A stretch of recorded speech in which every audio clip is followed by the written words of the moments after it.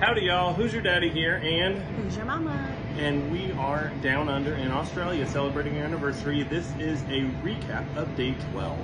And it is also our last day in Brisbane. And this is one of my favorite days we've had so far. We went to the Australia Zoo. Yay! This has been one of my dreams to visit the zoo ever since our son, he fell in love with Crocodile Hunter when he was a kid, and we've loved him ever since. Yeah. And love the zoo and love what his family does, so we really wanted to go here.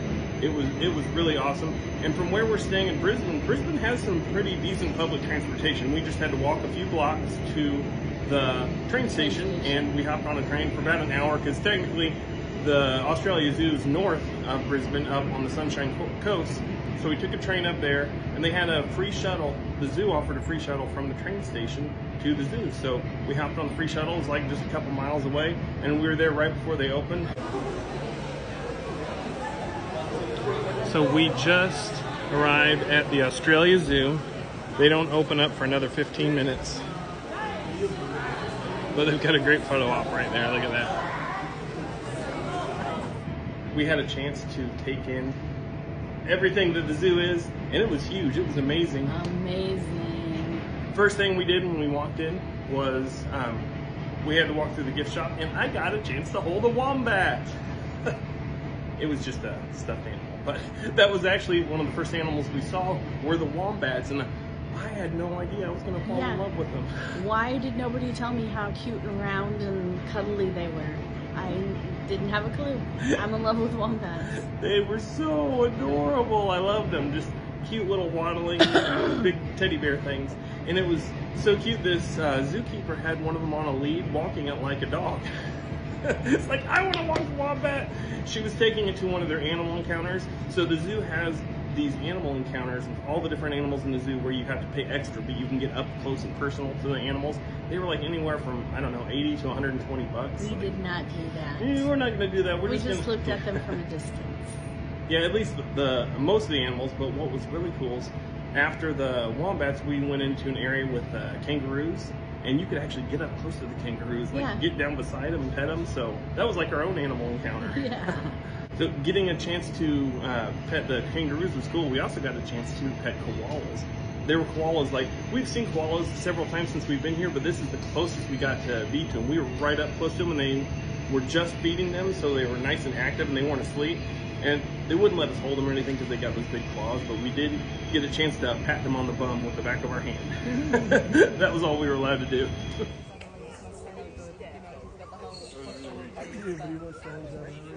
Oh, and we also got to see some birds.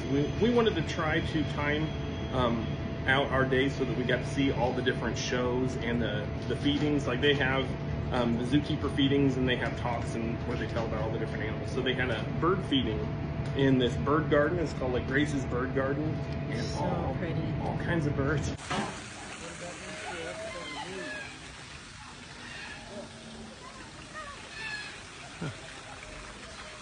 And it was funny, I was busy getting pictures and listening to the lady talk, and you want to tell them what happened to you? I was just filming, and two birds started fighting, and one of them just ran right into my camera. Boom. She got attacked by a bird. She's okay though, don't worry.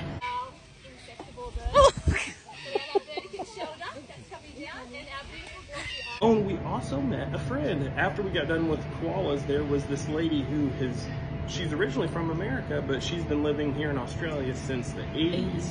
And she was telling us about some of the sites, the local sites, and different things to do. She was super kind. Once again, everybody down here in Australia has been super nice, and we love it. We love all the warmth and love and kindness we've been getting. She told us a little bit about these animals that we almost walked right past. They were sugar bag bees. Sugar bag bees, yeah. They're teeny, teeny, tiny. Yeah, a lot of people swat at them around here thinking they're like little flies, but they're little tiny bees, and they don't sting either, which is kind of cool. So next we went to this place called Bindi's Island. It was named after Steve's daughter, Bindi, and they had lemurs. The lemurs were super cute too. I loved the lemurs. Welcome to Bindi's Island. So this is where the lemurs are. We got a chance to see the zookeeper doing a little training session with the lemurs. She was feeding them food and had this little whistle, and it was very cool. So I don't think it was a whistle. Just every time they would touch it, it would beep.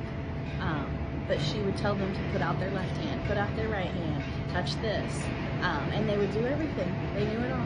So you can see that gorgeous orange and black stripe coloring now. Oh, I love the website. And then later, after Bindi's Island, we wanted to make it to the African zookeeper talk. So we walked through the whole African area, and they had all the big African animals. Like they had giraffes and rhinos and zebras, or they say zebras.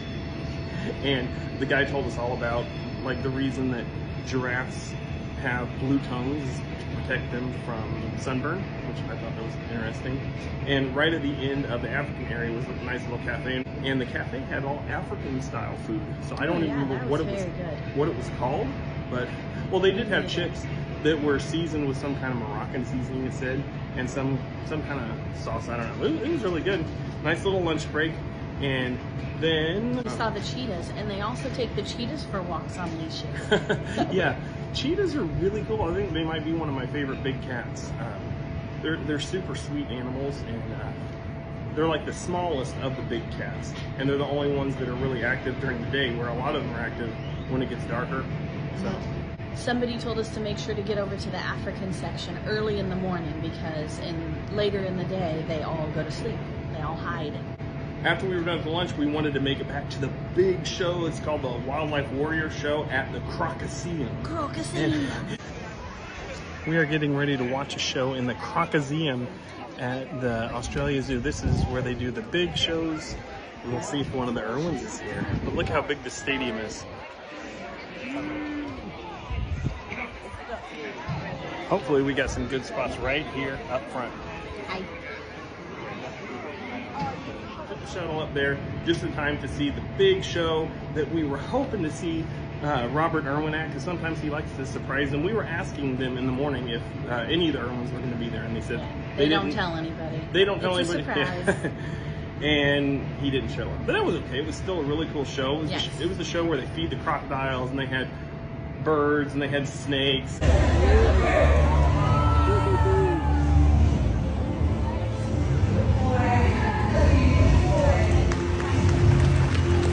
was really cool, though, what I enjoyed was it was a whole tribute to Steve Irwin, and it actually got me choked up, because it's like the whole zoo is a tribute to his legacy and what he did, and the way that his family is continuing that legacy with conservation and wildlife preservation and education. Oh my gosh, that made me want to cry.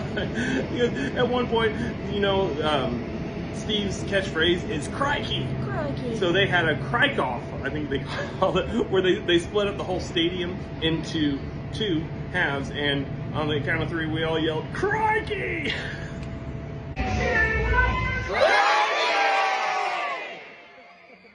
Just as a little tribute to Steve Irwin. It was magical. You had to be there.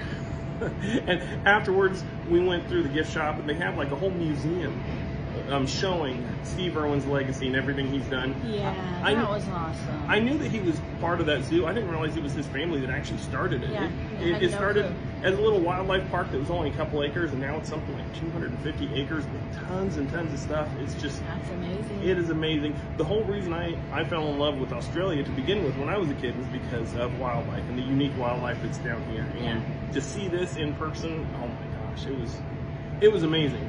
But anyway, there were still a lot more animals to see. Oh, quokkas! Quokkas, yeah, that was one of the biggest things I wanted to see. Quokkas, if you've never seen them, they're native to Western Australia on Rottnest Island. They look like giant rats, but they're a lot cuter. They're another type of marsupial, and they're super adorable. And watching him when we got in there was the best part. He was like a little kid, quokkas, and he goes running over and leans way over the railing. Well, they were right on the other side of this wall, so the only way I could see them was to bend over, and I was like holding my camera over to try to get a picture of them, because I've heard that if you see them in the wild, sometimes they'll take a selfie with you. They were adorable.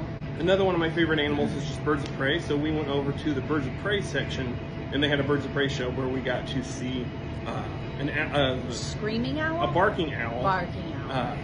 an eagle, and a kookaburra. That's one thing we haven't seen in the wild yet. It was here a blue-winged kookaburra, and it doesn't make that Yeah, it wasn't a laughing kookaburra, so we still have yet to see one of those. So we also got to see cassowaries and emus. Cassowaries are similar to emus, but they're a little bit scarier. Yeah, more dinosaur-like. And the one we almost missed was the Tasmanian devils, because they were off in the corner of the park.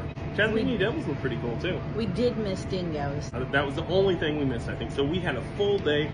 All of this to say, if you get a chance to go to the Australia Zoo, you have to go. It is amazing. It was a trip of a lifetime. We loved it. Well, we just wanted to tell you about the fun we had coming back from the Australia Zoo yesterday. So Fun?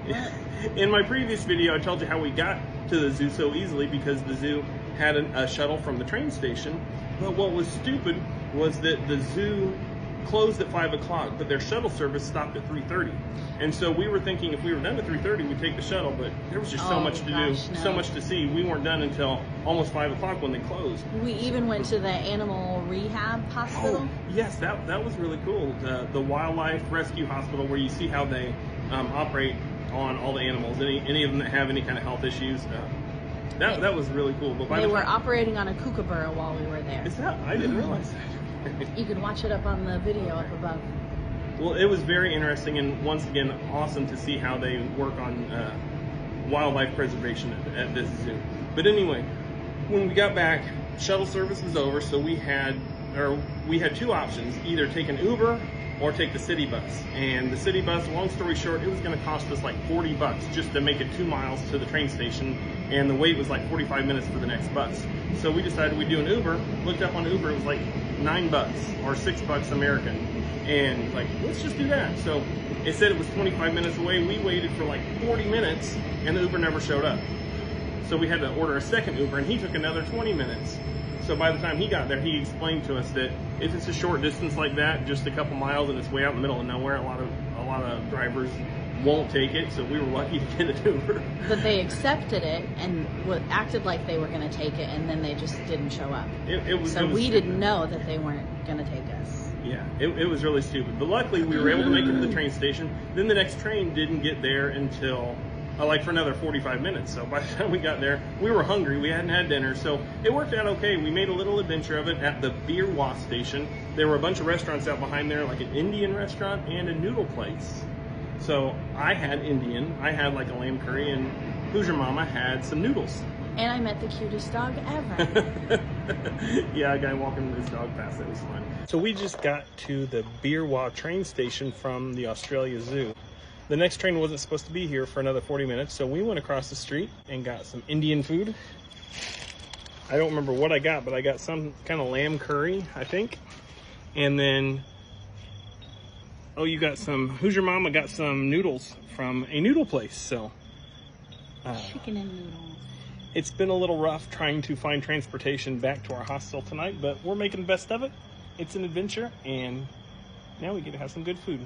At least I hope it's good. How could it not be good? It smells good. So we were able to sit there at the train station, have our dinner, and the train came. It was another hour and a half ride back into town, Brisbane. So we got in 8:30, went up to the rooftop pool. I thought it would be nice to soak in the pool, but it's winter here and it's a little chilly. I mean, it feels warm. I'm wearing shorts every day, but when the sun goes down, and the pool wasn't heated. When the sun goes down. It wasn't heated, so we just sat by the rooftop pool and enjoyed a little relaxation at the end of the night before heading to bed. And once again, the views of Brisbane, especially at night, were absolutely beautiful. That was the end of our stay in Brisbane, and now today it's off to Noosa. We are done in Brisbane, so long Brisbane. We love you. It was fun, and we will see you guys again tomorrow in Noosa. Love you guys. Bye. Mwah.